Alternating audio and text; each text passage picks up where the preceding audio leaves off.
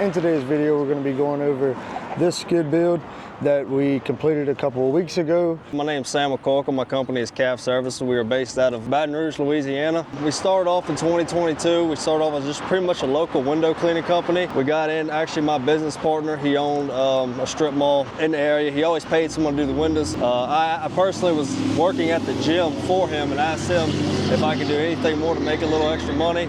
He pointed actually to the window guys who were there that day, and he said, man, if you start cleaning windows, I'll pay you. And then the rest has been history. So we took off, started getting a bunch of window cleaning contracts through the areas from Ascension, Baton Rouge, and it got to a point where a lot of our reoccurring customers, they're like, man, y'all offer other services, and a lot of those services were up here with the pressure wash and soft wash, and for a while I turned a lot of them away. I'd tell Jacob or Kale about them or whoever else was doing it, and it got to a point where I was like, man, you know what, maybe if I figure out how to do this soft wash stuff and invest in my own money to get it set up, I'll start taking them. So then I went and I bought them the cheapest kind of entry-level setup you can get, mixed batching out the bed of my truck. I did that for probably about a year and a half or so. I knew that I wanted to upgrade, and during that time I found out that they had just opened up the Pro Wash store right here in Gonzales, Louisiana. I know those guys, grew up with them. Let me go over there and check in with that, and they kind of put me on the right path to set up, even when I was mixed batching, and then finally when I was able to save up enough money to invest in the equipment like this, to understand what I need, how to set it up.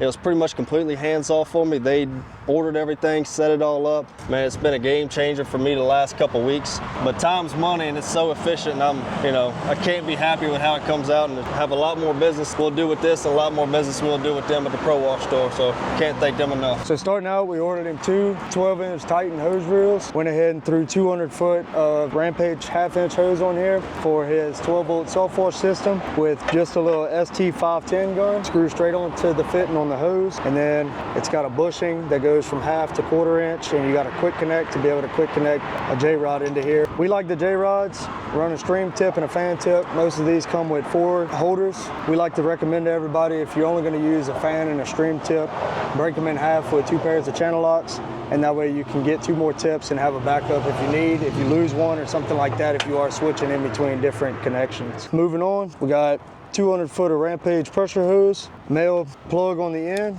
to his female socket going into the back of his ball valve. This will most likely just stay on here. We are about to swap this for a male plug.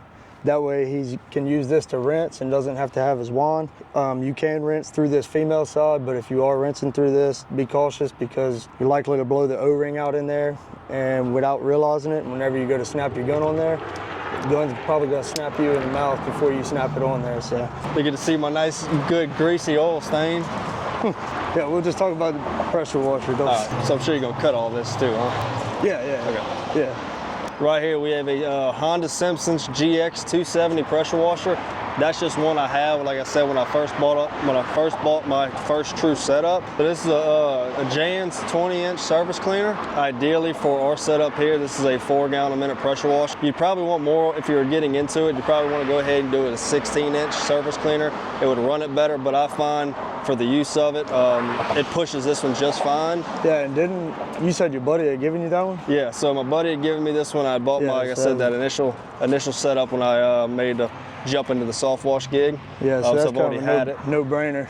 Instead of going by the 16-inch, yeah, the 16-inch could be more efficient, but if somebody's giving you a surface cleaner, why would you buy one? I may do with this one. The best thing is, here shortly when I can upgrade this one to a 5 gallon a minute, it's really going to push this one to how it really needs to be ran. So it's kind of got the best of both worlds. Yeah, it's kind of pick and choose which one you'd rather, but like I said, for the setup that I was able to get into it for, it came with the 20. This runs it just fine. I've not had a problem.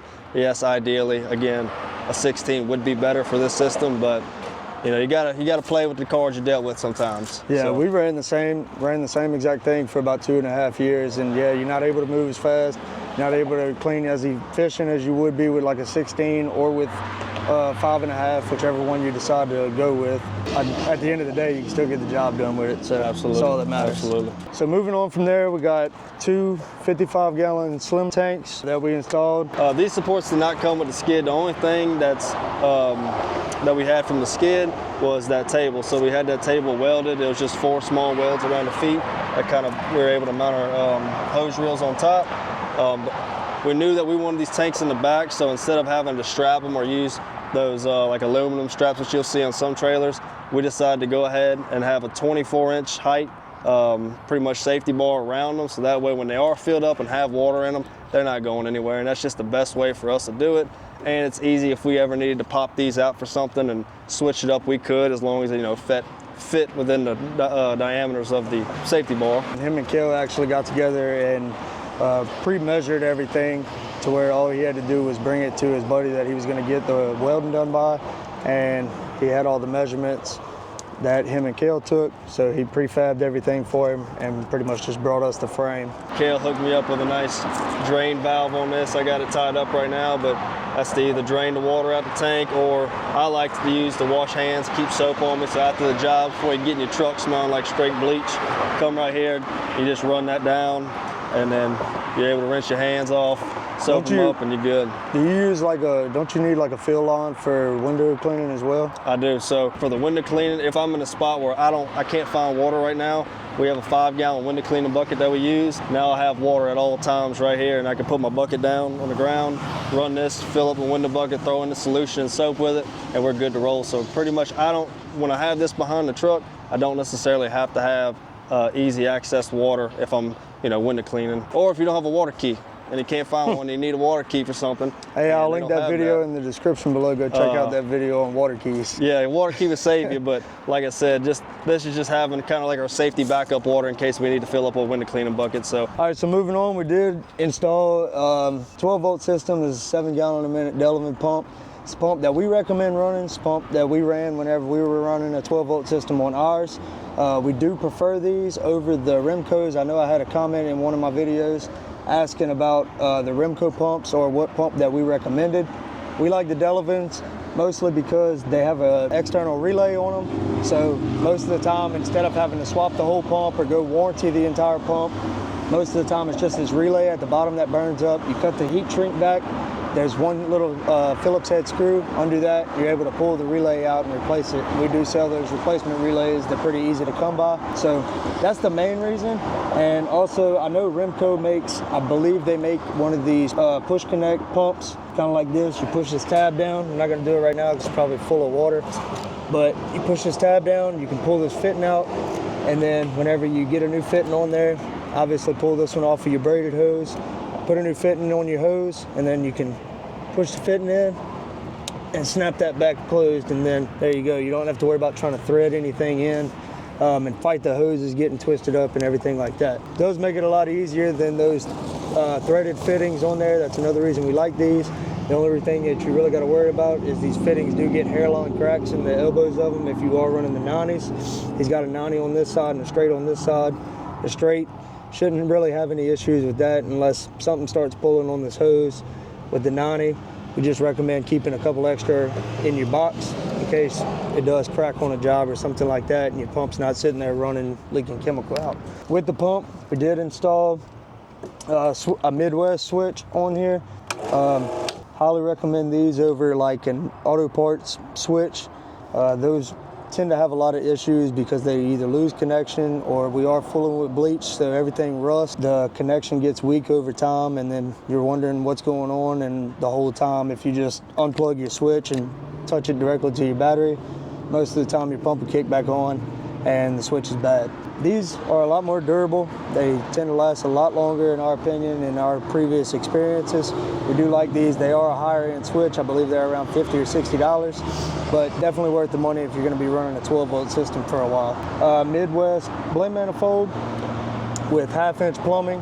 We don't have a soap hooked up yet just because we're still waiting on a soap tank to come in. We just built this, like I said, before we left.